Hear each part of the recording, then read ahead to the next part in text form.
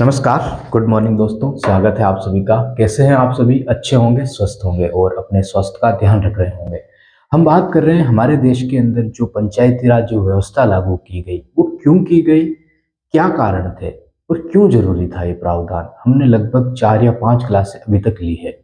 उन सभी क्लासों में हमने समितियों को लेकर बात की है और आज की हमारी क्लास में हम ये आखिरी क्लास होगी समितियों को लेकर।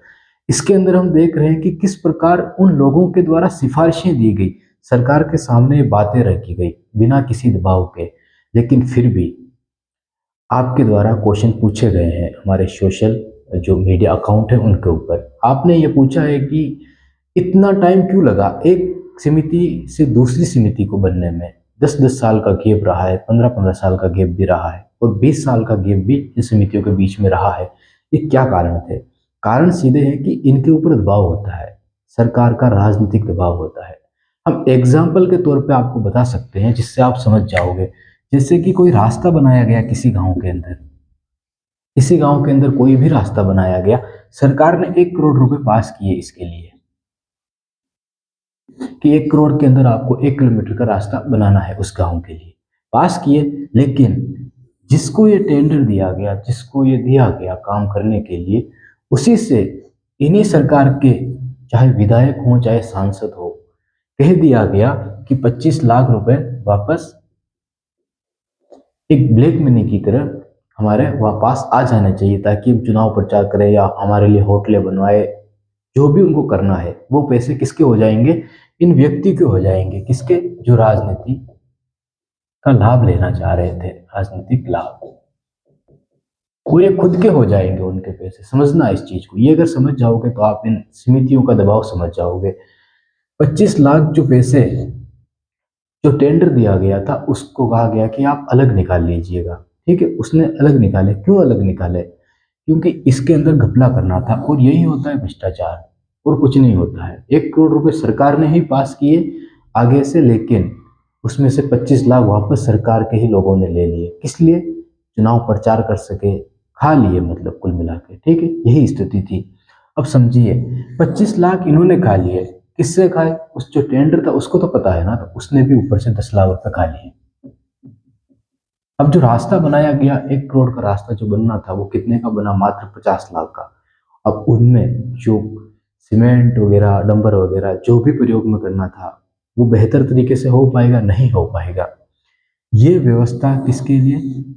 इस रास्ते के लिए। बार बार दिल्ली से यही कहा गया कि हम गांव के लिए रुपये भेजते हैं, वहां पे पहुंचते पैसे हैं। कारण क्या था? कारण यही था कि बीच में जो लोग थे ये खा रहे थे, क्योंकि ये केंद्रीकरण था, ये विकेंद्रीकरण नहीं था।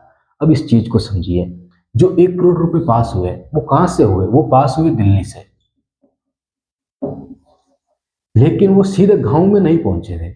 वो कहां पे पहुंचे थे? वो दिल्ली से निकले, राज्य में आए, राज्य के द्वारा फिर गांव का विकास करने के लिए लगाए गए, या फिर दिल्ली के द्वारा जो प्रोग्राम चलाए गए उन प्रोग्रामों में आवंटित किए गए और उनसे राज्य का विकास करवाने के लिए कहा गया। अब आप सोचिए कि रास्ते में कितने लोग आ रहे हैं। राज्य सरकार आ रही है, प्लस केंद्र सरकार आ रही है, प्लस अधिकारी आ रहे हैं। सबसे बड़ी पावर है इस देश की, सबसे बड़ी पावर है केंद्र सरकार, सबसे बड़ी पावर है राज्य की, राज्य सरकार, और सबसे ज्यादा ताकतवर है अधिकारी। कलेक्टर के बिना कुछ हो सकता है क्या? वो चाहे तो क्या कुछ नहीं कर सकते हैं। डिस्ट्रिक्ट मजिस्ट्रेट होते हैं, वो न्यायाधीश होते हैं, न्याय करना उनके हाथ में होता है। अगर ये न्याय किस प्रकार का न्याय करते हैं, ये इनके ऊपर है कि किस प्रकार का कर सकते हैं। कोई नहीं बोल सकता है इनके खिलाफ जाकर, कोई नहीं बोल सकता है।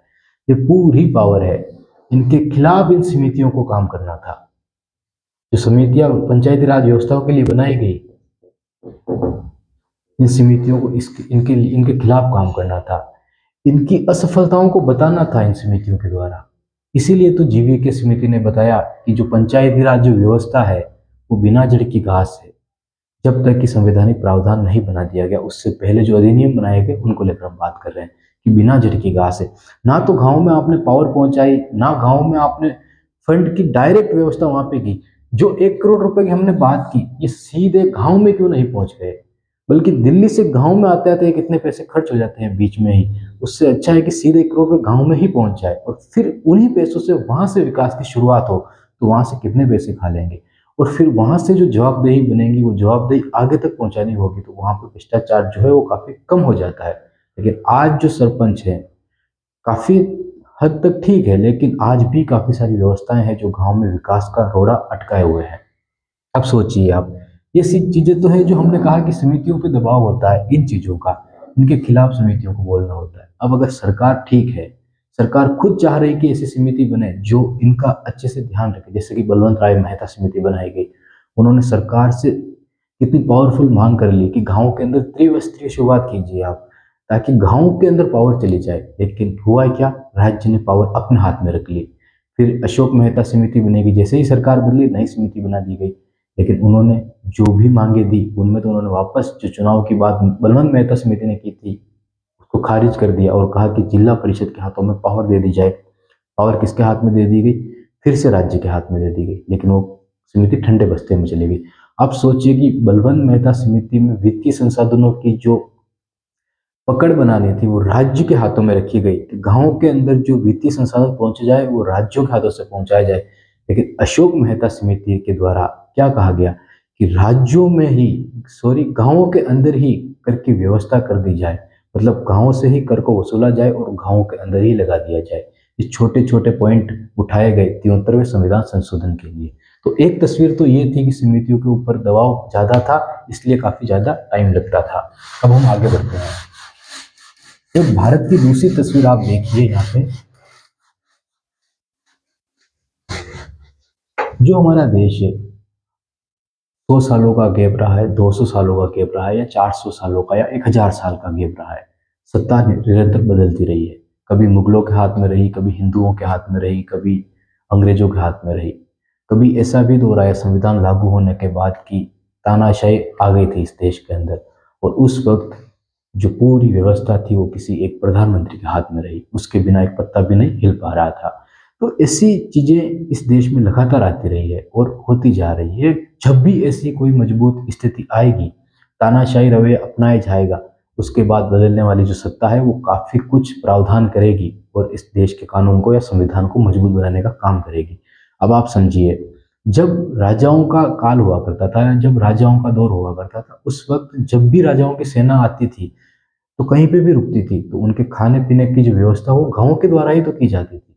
लेकिन जब भी किसी राज्य को अपने अधीन करना होता था, और जिस राज्य के द्वारा उसको अधीन किया जा रहा है, अगर वहां का राजा मानने को तैयार नहीं है, जैसे कि हमारा अमर सिंह यहाँ पे चित्तौड़गढ़ में हुआ करता था, तो मानने को तैयार नहीं था, तो पूरे गांव में आग लगा दी गई। जो गांव सैनिकों के लिए व्यवस्थाएं कर रहे थे उन्हीं गांवों को जला दिया गया, किस लिए, ताकि वो राज्य उनके अधीन आ जाए। तो गांवों की परवाह ना तो पहले की जा रही थी, और फिर आप अंग्रेजों का दौर देखिए, उनको मजबूर किया गया, उनके खाने के लिए दाल नहीं थी, गेहूं नहीं थे, लेकिन अंग्रेजों ने मजबूर किया कि आप नील की खेती कीजिए, आप कपास की खेती कीजिए। क्यों, क्योंकि ब्रिटेन के अंदर कच्चा माल पहुंचाया जा सके और वहां से पक्का माल बनाकर पूरे एशिया में पहुंचाया जा सके, ना कि सिर्फ भारत के अंदर। ये भी एक महत्वपूर्ण चीज है।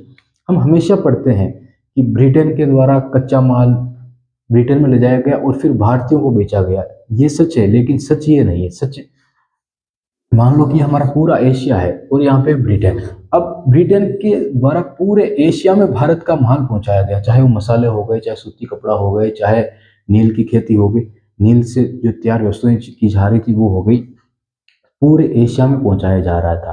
तो इस पे कोई मतलब ध्यान नहीं दिया जा रहा था कि खाद्यान्न फसलें उगाई जाए या नहीं उगाई जाए, बस व्यापारिक फसलें उगाई जाए, तो एक व्यवस्था। तो वो फसलें उगाने का काम भी तो कोई गाँव ही तो कर रहे थे।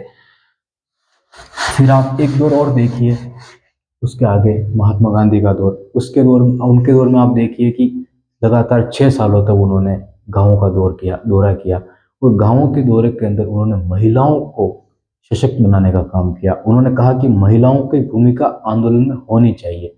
तो एक जो डेफिनेशन थी, एक परिभाषा थी, बदल के रख दी गई। भारत के अंदर हमेशा यही समझा जाता था कि महिलाएं सिर्फ घर का काम कर सकती है और उनको घर में ही रहना चाहिए, लेकिन महात्मा गांधी का यह दौरा और आंदोलनों के अंदर महिलाओं की सक्रिय भूमिका, एक मैसेज दे दिया गया इस देश को कि महिलाएं जो है वो भी पुरुषों से कम नहीं है। और ये वो 6 सालों का जो दौर था, उसके बाद आज़ादी की हर लड़ाई में जितनी ताकत से लोग लड़ रहे थे उतनी ही ताकत से महिलाएं भी लड़ रही थी। और आप पता लगा सकते हो, आपको पता है कि कितने सारे देशभक्त में महिलाएं शामिल है। और जब हम आज़ाद हुए तो जब आज़ाद हुए उस वक्त हमें वोट का अधिकार दिया गया, और उस वोट के अधिकार के अंदर महिलाओं को भी अधिकार दे दिया गया और पुरुषों को भी अधिकार दे दिया गया। ये शायद भारत पहला ऐसा देश था जिसने एक साथ आज़ाद होते ही वोट का अधिकार सभी को दे दिया।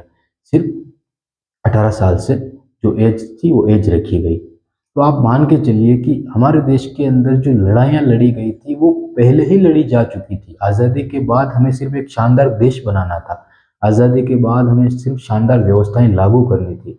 लेकिन एक चीज़ हमारे हमसे छूट गई, और वो थी कि गाँवों के अंदर विकेंद्रीकरण की शुरुआत वो हम नहीं कर पाए थे। उसके पीछे के कारण क्या थे? उसके पीछे के कारण हो सकते हैं कि व्यवस्थाएं नहीं हो हमारे पास, या हमारे पास चुनाव कराने के फंड नहीं हो, या हमने उस पर गहराई से चर्चा नहीं की हो कि गाँव के अंदर किस तरीके से हम विकास कर सकते हैं। गांधी का जो कथन था वो ये था कि गाँव के अंदर अगर विकास होगा शुरुआती दौर में तो गांव आत्मनिर्भर बन जाएंगे, और जब गांव आत्मनिर्भर बन जाएंगे तो हमारा द्वितीय क्षेत्र है, प्राथमिक क्षेत्र से हम द्वितीय क्षेत्र की ओर बढ़ते हैं तो वो द्वितीय क्षेत्र हमारा मजबूत हो जाएगा। आज भी 60% सेवा क्षेत्र है और सिर्फ 30% रोजगार देता है, जबकि प्राथमिक सेक्टर के अंदर 46%, 16% जीडीपी में हिस्सा रखता है और 46% लोगों को रोजगार देता है। तो आप इस अंतर को समझ सकते हो। अब हम आगे बढ़ते हैं। आज की हमारी जो समिति है वो है एल.एम. सिंघवी समिति। एल.एम.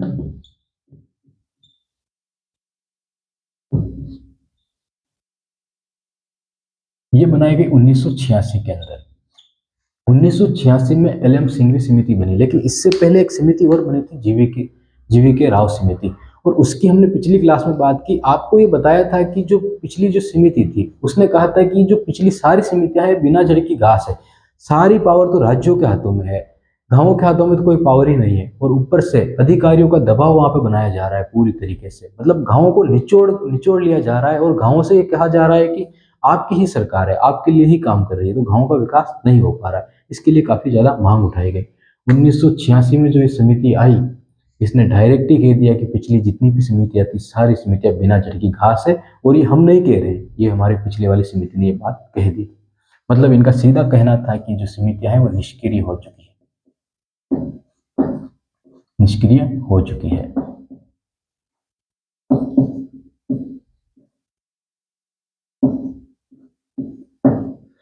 निष्क्रिय हो चुकी है मतलब कि जो समितियां पहले पंचायती राज अधिनियम को लेकर बनाई गई, गांवों को लेकर बनाई गई, वो सारी समितियां ठंडे बस्ते में जा चुकी है। अब उनका कोई मतलब नहीं रहा है।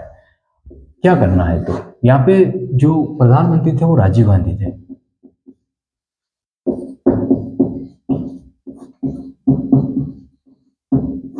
राजीव गांधी प्रधानमंत्री थे जब एल.एम. सिंघवी समिति बनी तब। अब समझिए, यहाँ पे इनके पास बहुमत तो था लेकिन राज्यसभा में बहुमत नहीं था, तो 64वां एक संविधान संशोधन लाया गया, वो लागू नहीं हो पाया था। लेकिन एल.एम. सिंघवी समिति महत्वपूर्ण क्यों है उसको हम समझते हैं। सबसे पहले तो इन्होंने कह दिया कि निष्क्रिय हो चुकी है, इसका कोई मतलब नहीं है। उसके बाद इन्होंने कहा कि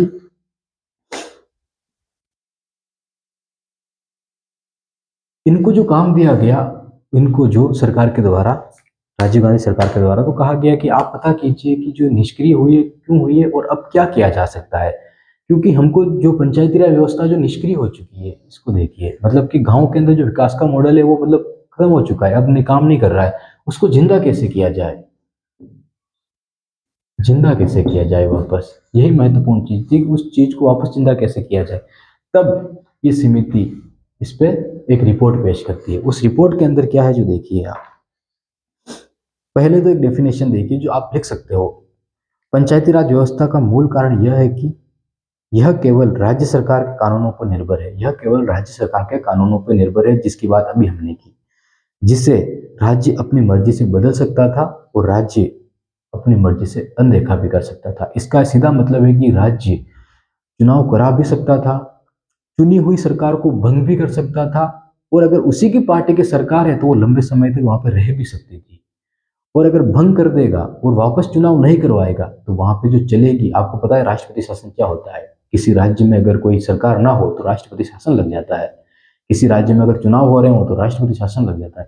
तो यही राष्ट्रपति शासन आप गांव के नजरिए से देखिए कि अगर वहां पे चुनाव नहीं हुए हैं और सरकार भंग कर दी गई है वहाँ की, तो फिर जो पावर होगी अधिकारियों के हाथों में होगी। इसी तरह अगर वहाँ पे किसी दूसरी पार्टी की सरकार है तो राज्य सरकार को भंग कर देती थी और फिर क्या होता था, वहाँ पे अधिकारियों की चलती थी। तो ये बात एल एम सिंघवी समिति यही कह रही है। उसके बाद आगे देखिए, इन्होंने कहा कि पंचायती राज को संवैधानिक दर्जा दिया जाए। पहली बार ये मांग की जा रही है, संवैधानिक दर्जा, पहला पॉइंट।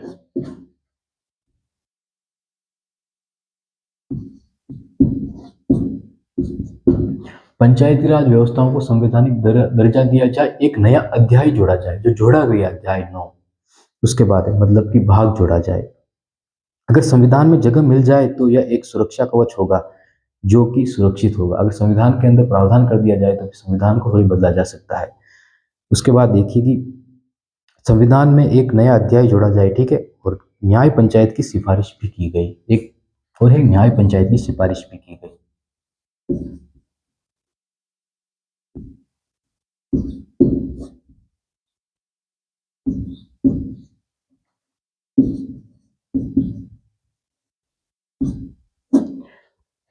नया अध्याय जोड़ा जाए।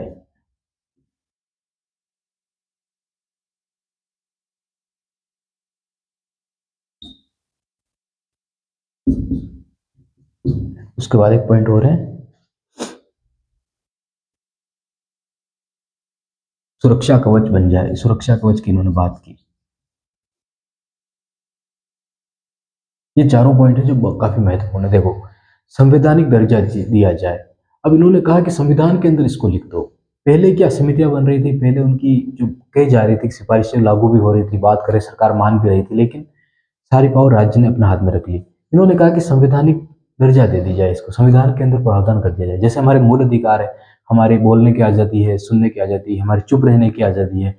अब कोई भी हमें जबरदस्ती बुलवा नहीं सकता है, क्योंकि संविधान ने हमें क्या दिया है, अधिकार दिया है कि हम चुप रह सकते हैं। इसी तरह एक पंचायती राज व्यवस्था को संवैधानिक दर्जा दे दिया जाए, ताकि आगे चलकर कोई भी सरकार संविधान के ऊपर हमला ना कर सके, इसको बदल ना सके। उसके बाद इन्होंने कहा कि ये जो दर्जा है सुरक्षा कवच का काम करेगा। तो फिर सरकारें जो है वो अपनी हैसियत में रहेगी। कुल मिला के नया अध्याय जोड़ा जाए, इनके लिए किसी संशोधन करने की आवश्यकता नहीं। आप एक नया मतलब एक नया भाग जोड़िए, नए भाग के अंदर इस पंचायती राज व्यवस्था को रख दीजिए।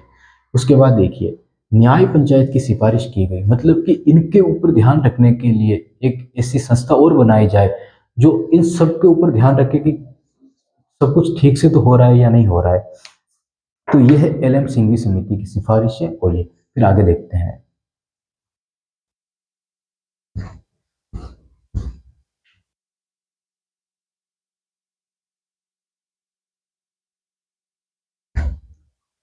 ये लिखने के बाद आगे देखना, अब आखिरी समिति है हमारी ये, और ये आखिरी समिति संसद के द्वारा बनी जाएगी। संसद की एक उप समिति होगी है।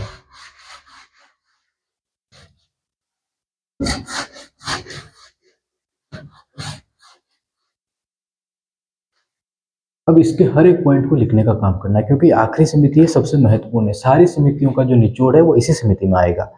इसमें ये कहा गया पीके थुंगन समिति थी ये, ठीक है, नाम लिख देते हैं हम, पीके थुंगन समिति।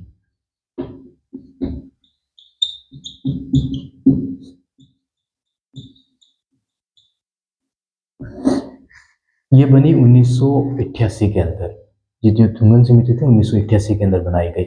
ये निचोड़ है इन सारी समितियों का, ये आखिरी समिति है ये। इसके बाद संशोधन होना शुरू हो जाएंगे संविधान के अंदर। ये जो समिति थी ये उप समिति थी संसद की ही, और जो एल एम सिंघवी समिति के द्वारा कहा गया कि हम इस देश के अंदर संवैधानिक प्रावधान बनाया जाए, ठीक है, तो इन्होंने मान ली बात को। सारी सिफारिशों को एज इट इज मान लिया गया। ये कह दिया गया कि जो समिति एल एम सिंघवी समिति थी वो जो भी कहा है वो अच्छा है, ठीक है, मान लेते हैं। उसके बाद आप पीछे देखिए, बार बार कहा गया कि नियमित चुनाव का तो प्रावधान ही नहीं है, सरकारें चुनाव ही नहीं करा पा रही। इन्होंने क्या कहा, इन्होंने कहा कि हर 5 साल में चुनाव होंगे। 5 साल का प्रावधान कर दिया गया, ठीक है, 5 साल की बात कह दी गई कि हर 5 साल में चुनाव कराएंगे। उसके बाद उन्होंने कहा कि संविधान में इसको लिखना चाहिए, तो इन्होंने कहा कि संविधान में संवैधानिक दर्जा दिया जाएगा इसको।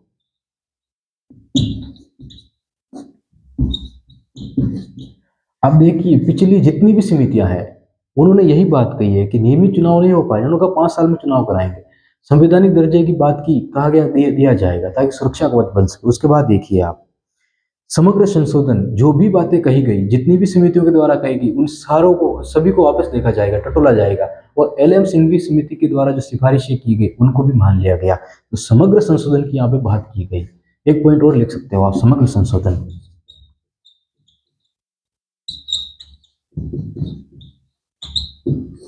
समग्र संशोधन की भी बात कही गई। उसके बाद देखिए, जिला योजना समिति बनाई गई। जिला योजना समिति मतलब जिले के लिए जो योजना बनाएगी उसके लिए अलग से एक समिति समिति पर भी बात कह दी गई, जिला योजना समिति।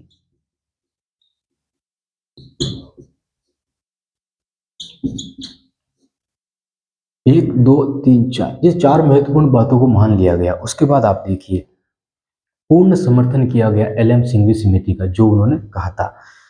अगला पॉइंट है कि जो ये गांव और शहर के लिए है, ठीक है, गांव के लिए भी बात की गई और शहरों के लिए भी बात की गई, क्योंकि 73वां और 74वां जो संवैधानिक संशोधन है वो गांव के लिए भी है और 74वां स्थानीय स्वशासन शहरों के लिए हो जाएगा। तो ये दोनों जो संविधान संशोधन किए गए महत्वपूर्ण थे स्थानीय स्वशासन के लिए। पॉइंट सुनना यहाँ पे कि इस समिति के सिफारिशों के आधार पर ही 1989 में 64वां संविधान संशोधन किया गया, लेकिन ये क्या हुआ, असफल हो गया। कारण था कि राज्यसभा में पास नहीं करवा पाए, जिसकी बात हमने पहले की। राजीव गांधी सरकार थी, राज्यसभा में बहुमत नहीं था। इन्होंने क्या किया, देखो, समग्र संशोधन की बात कर ली, हर 5 साल में चुनाव करने की बात कर ली, संवैधानिक दर्जा देने की बात कर ली, लेकिन ये जिला योजना समिति जो बनाने की बात की, तो ये सारे पॉइंट एक तरीके से ऐसा लग रहा है कि राज्यों के हाथों से पावर ही छीन ली जा रही है। यहाँ पे सारा काम केंद्र से हो रहा है और राज्यों जो पंचायतों के चुनाव है वो केंद्र करा देगी। राज्यों का हस्तक्षेप ही खत्म किया जा रहा था यहाँ पे।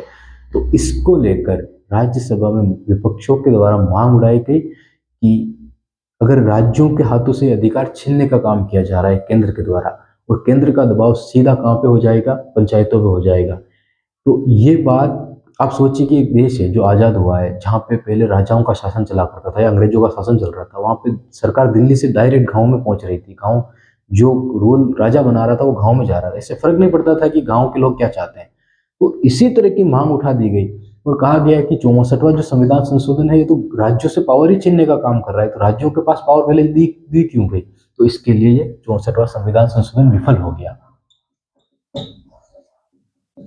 लागू नहीं हो पाए। लेकिन आगे चलकर 1992 में 73वां संविधान संशोधन लागू हो जाएगा। अब आप एक पॉइंट और देखिए यहाँ पे, लेकिन राज्यसभा में पारित नहीं हो पाया। 73वें संविधान संशोधन के लिए अंतिम तकनीकी और कानूनी आधार तैयार कर दिया गया बाद में। तुंगन समिति ने सिंघवी के सपने को सरकारी कार्रवाई में बदल दिया।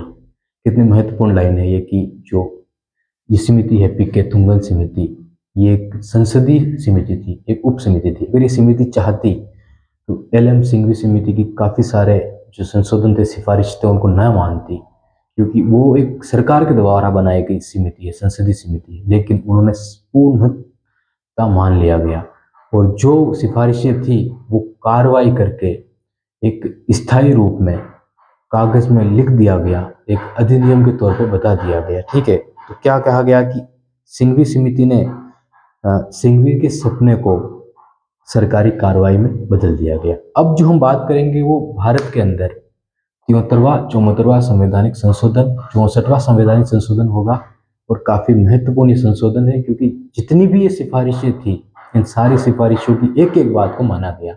आज की क्लास कैसी लगी कमेंट करके हमको जरूर बताना। बहुत बहुत धन्यवाद आपका।